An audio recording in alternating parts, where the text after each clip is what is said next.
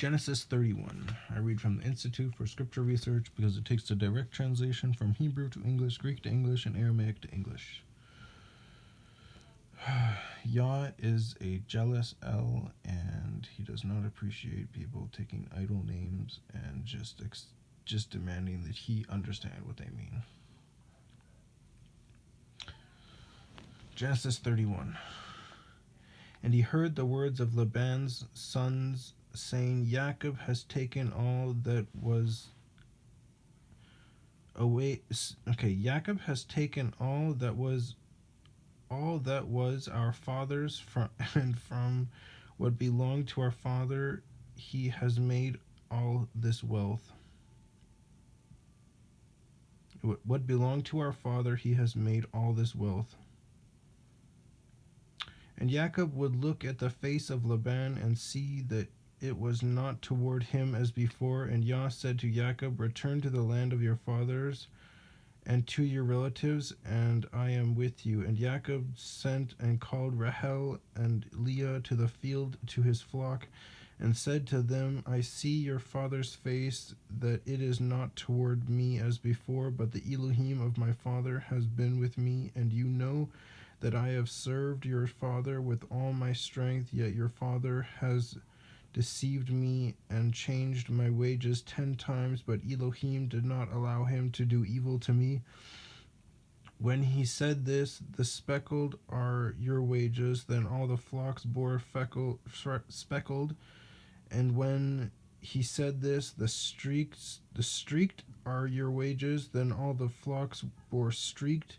So Elohim has taken away the livestock of your father and given them to me. And it came to be at the time when the flocks conceived that I lifted my eyes and looked in a dream and saw the rams which leaped upon the flocks were streaked, speckled, and mottled. M-O-T-T-L-E-D, mottled. And the messenger of Elohim spoke to me in a dream, saying, Jacob, and I said, I am here. And he said, lift your eyes now and see that the rams which leap on the flocks are streaked, speckled, or mottled. For I have seen all that Laban is doing to you. I am the El of Bethel, where you anointed the standing column, and where you made a vow to me. Now rise up, get out of this land, and return to the land of your relatives. And Rachel and Leah answered and said to him, do we still have any portion of or inheritance in our father's house? Who cares? Like, seriously, who cares what's in your father's house? You have all that and you're still looking for more? I'm not like that. I'm the opposite. I'm like, wow, you're giving me all this stuff? Great. Now I've got to go to the store and dump it all off somewhere. I don't like a lot of stuff. Are we not reckoned by him as strangers? For he has sold us and also entirely consumed our silver. For all the wealth which Elohim has taken from our father are ours and our children's. Now then, do whatever Elohim has told you. So Jacob rose and put his sons and his wives on camels, and he drove off all his livestock and all his possessions which he had acquired, his property of the livestock which he had acquired in Padan Aram, to go to his father Yitzhak in the land of Canaan. And when Laban had gone to shear his sheep, Rachel stole the house idols that were her father's. Are you serious? You're worshiping idols. What a horrible woman. She's very foolish. And Jacob deceived Laban the Aramean, Aramean, because he did not inform him that he was about to flee. And he fled with all that he had, and he rose up and passed over the river and headed toward the mountains of Gilead, Gil''A''D, with a line underneath it, a line underneath of it. And on the third day Laban was told that Jacob had fled. Then he took his brothers with him and pursued him for 7 days' journey, and he overtook him in the mountains of Gilead. But in a dream by night Elohim came to Laban in Aramean and said to him, guard yourself that you do not speak to Jacob either good or evil. Then Laban overtook Jacob. Now Jacob had pitched his tent in the mountains of, and Laban with his brothers pitched in the mountains of Gilead. And Laban said to Jacob, "What have you done? What have you that you have deceived me and driven my daughters off like captives taken with the sword? Why did you flee secretly and deceive me and not inform me? And I would have sent you away with joy and songs, with tambourine and lyre. And you did not allow me to kiss my sons and my daughters. Now you have been foolish to do this." Remember what y'all just said? Don't speak any good or evil to him. And he's going off to tell him that now you've been foolish. "It is in the power of my hand to do evil to you, but the Elohim of your father spoke to me last night, saying, Guard yourself that you do not speak to Jacob either good or evil. And now you have gone because you greatly long for your father's house, but why did you steal my mighty ones?" Yeah, why would you literally rob her? Rahah is an idiot. Rahil's an idiot. And Jacob answered and said to Laban, "Because I was afraid, for I said, Lest you tear your daughters away from me.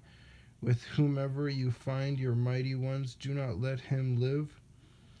In the presence of our brothers, see for yourself what is with me, and take it with you." For Jacob did not know that Rahel had stolen them. And Laban went into Jacob's tent, and into Leah's tent, and into the tents of the two female servants, but he did not find them. And he came out of Leah's tent and entered Rahel's tent. Now Rahel had taken the house idols and put them in the camel's saddle and sat on them.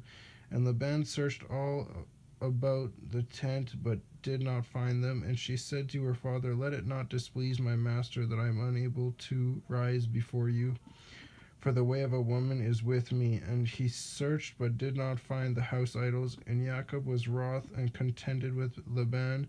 And Jacob answered and said to Laban, what is my transgression, and what is my sin that you have hotly pursued me? Now that you have searched all my goods, what have you found of all your household goods? Set it here before my brothers and your brothers, and let them decide between the two of us. These 20 years I have been with you. Your ewes and your female goats have not miscarried their young, and I have not eaten the rams of your sheep. That which was torn by beasts I did not bring to you. I myself bore the loss of it. Actually, that reminds me. When I first bought sheep, the person who I bought it from, thank goodness my mom lived on. Thank y'all, my mom lived on their farm, because they tried to sell me the meat that their dogs had gotten into and ripped apart. While they were still alive, they literally ripped them apart and killed them, and they tried to sell me that meat. Disgusting.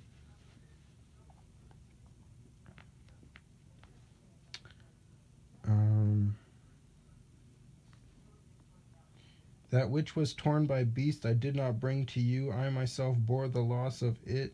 You required it from my hand, whether stolen by day or stolen by night.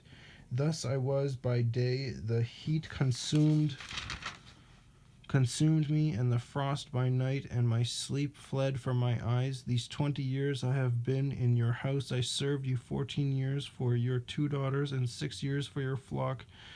And you have changed my wages 10 times. Unless the Elohim of my father, the Elohim of Abraham, and the fear of Yitzhak had been with me, you would now have sent me away empty-handed. Elohim has seen my affliction and the labor of my hands, and rendered judgment last night. And Laban answered and said to Jacob, "These daughters are my daughters, and these children are my children, and this flock is my flock, and all that you see is mine.